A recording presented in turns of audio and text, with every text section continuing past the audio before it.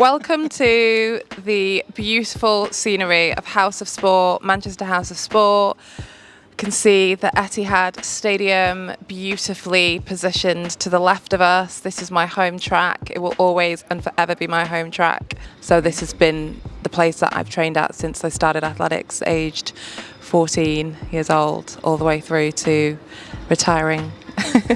So you've spent your entire career at the pinnacle of elite sports, and it's worth pointing out right now that at the beginning that you're an Olympic athlete. You're an Olympian, and not many people can say that. What opportunities, what got you into sport? What was it about physical activity in sport that really called to you, and what opportunities or even barriers did you have? Yeah, I think that's a good question. In terms of like what got me into the sport, I think just my mom and my family. We've always seen that it's really important to have a balanced life. So it's not just what you do at school academically, but it's also that extracurricular activities that you can do. So from the age of 2 or 3, my mom involved me in so many different activities. I did like ballet, I was doing gymnastics, tap. I mean, my mom was so intentional. I'm going to always hark back to her because for her, I don't think she expected, well, I know she didn't expect that it would become my career in the end. And she actually didn't necessarily love that it was for a long period of time because she sees how much it hurt me in terms of the injuries and things like that. Whatever barriers may have existed, I think she very intentionally pushed through them just to make sure that her children, myself and my brother and my other siblings as well later down the line, were able to have access to the local activities, and I think one of the barriers is maybe the lack of local activities these days in comparison to maybe when I was growing up. You're retired now, we've covered that, and amongst the many things you do, you're on the Board of Trustees here at Greater Manchester Moving. What made you want to do that? What made you want to take that step? Oh, good question. Okay, so I am super... Think carefully before you answer. I know, right? I think, ultimately, I want to do anything because I want to make a difference.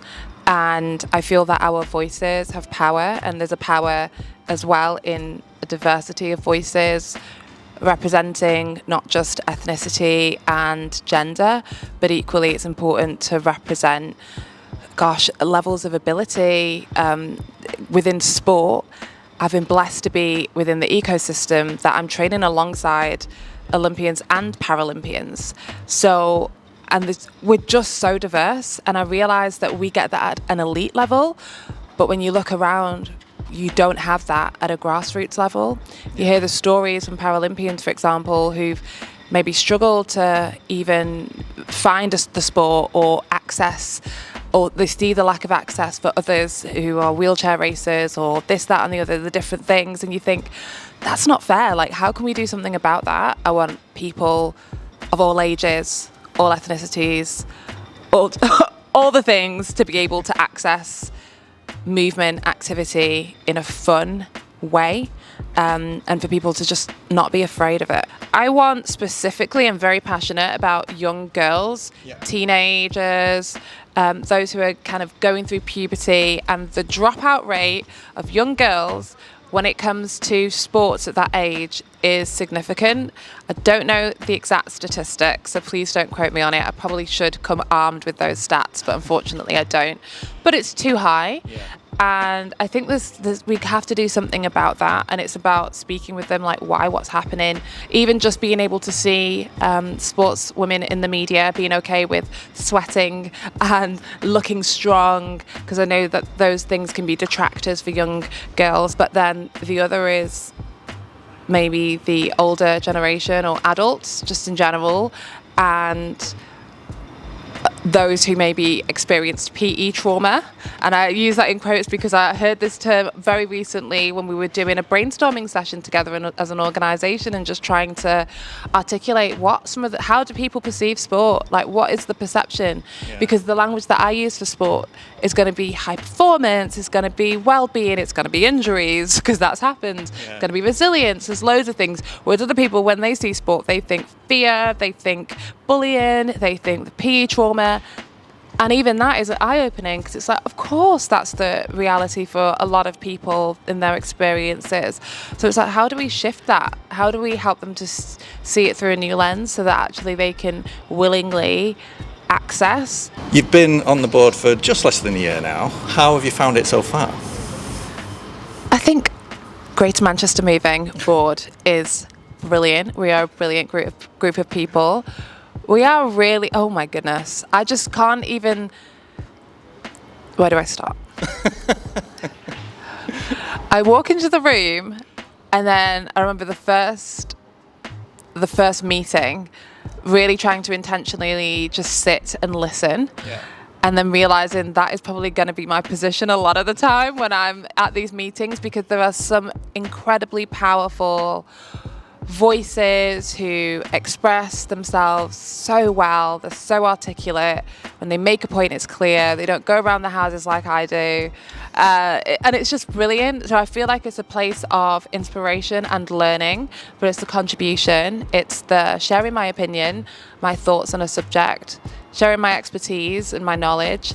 And so it's a very inclusive space. And I think it's a place where we want to get things done. We want to make things happen. And I hope that that is what I will be able to contribute to over the next years, I guess, on the board. Final question. What would you say to somebody who is considering joining our board at some point in the future?